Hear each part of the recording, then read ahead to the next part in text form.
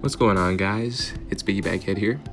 Now, if you've been following the gaming series on the channel, you know how we do a lot of cinematic fights and creative gameplay, but the thing is, behind every single video project and piece of design on this channel, there's a traditional sketching process that literally starts right here at my desk.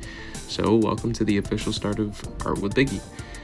This series is where I break down the entire creative process behind the channel, meaning we're covering all aspects of the studio work, including digital illustration, traditional drawing, music production, and how it all ties back into my gaming videos. And to kick things off for episode 1, we're going to do a style swap crossover, dropping my guy into the Adventure Time universe. But I didn't just want to draw him standing there, I wanted to build a actual variant that feels like he actually belongs in the world's logic. I mean, technically he is just standing there, but you see what I mean. So while I'm doing the sketching here in the sketchbook, let's talk about his actual backstory in this universe. In the land of Ooh, nobody really knows where this guy came from, and honestly, nobody really asks. When your neighbors are talking bananas or royal vampires or whatever, a guy walking around with a crumpled paper bag on his face doesn't even register as weird. He blends right into the background scenery. But his actual vibe in this world, he's a righteous wanderer, kind of in the vein of Sonic the Hedgehog. He's just roaming around, doing whatever he wants because that's what makes him happy. Looking for ancient ruins to explore, collecting weird little dungeon trinkets along the way. He isn't seeking out trouble, but if he's out on an adventure and sees someone in a tight spot or a village getting pushed around, he's 100% going to step in, crack some skulls, and help out before, fading back into the background.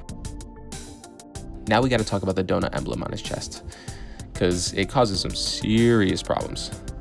To a normal person, it's just a graphic. To Princess Bubblegum, she knows it's just clothes. But to the banana guards, absolute panic. Their 2 remaining brain cells immediately spark a fire. They look at this graphic and think a literal Candy Kingdom citizen is trapped, flattened, and being held hostage right on my chest. They think I'm a high-profile kidnapper. So while the rest of the kingdom is completely chill with me, these guards are constantly chasing me down, screaming, "Halt! Release the donut core!" My guy is an opportunist who hits the minor forgotten ruins or clears out the dungeons after the main heroes leave, like that weathered sword over his shoulder. He didn't get that from a magical lady in a lake. He literally dragged it out of a completely unnoticeable cave 3 weeks ago just to defend himself.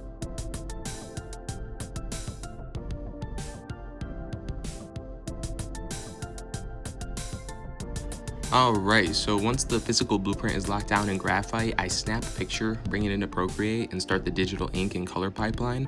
Now, matching Pendleton Ward's style is wildly deceptive.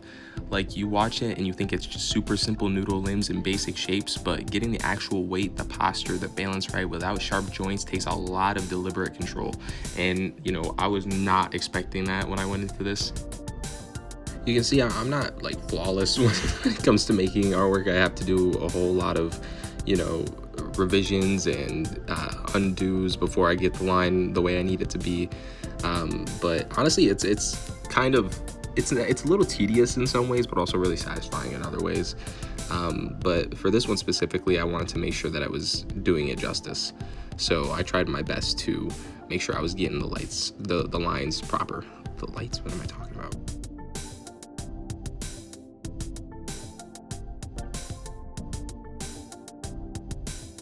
So the Adventure Time's color style is very flat, there's not a lot of highlighting or shading on things, so I was gonna try my best to stick with that, but lately I've been working really hard at, adding shading and highlights into my artwork more often to add some depth and stuff, and I couldn't help but use this as a little bit more practice, which you'll end up seeing a little bit later on in the video.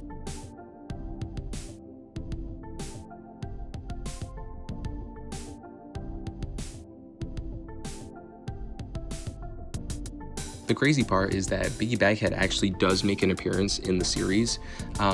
There's actually this scene with a cow that has a face for an udder, and there's a bag over top of the udder.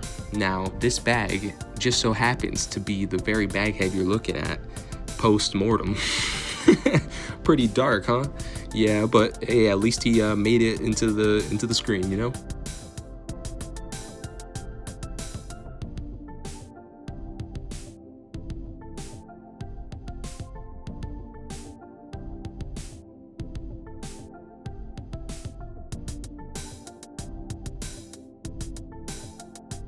So here's where I start making the shadows, and for the people who don't know what's going on here, I'm basically making it so that whatever I draw stays on the pink, and I'm using this really dark blue mixed in with lowering its opacity to make the shading.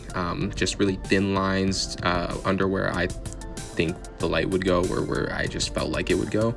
I'm self-taught when it comes to art, basically completely, so I didn't have any serious methods or methods out that were taught to me on how to complete my shading or anything like that. I just am winging it. But yeah, that is a technique I learned online though.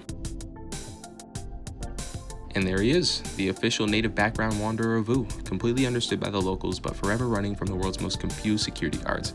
I'm honestly really happy with how the style swap turned out.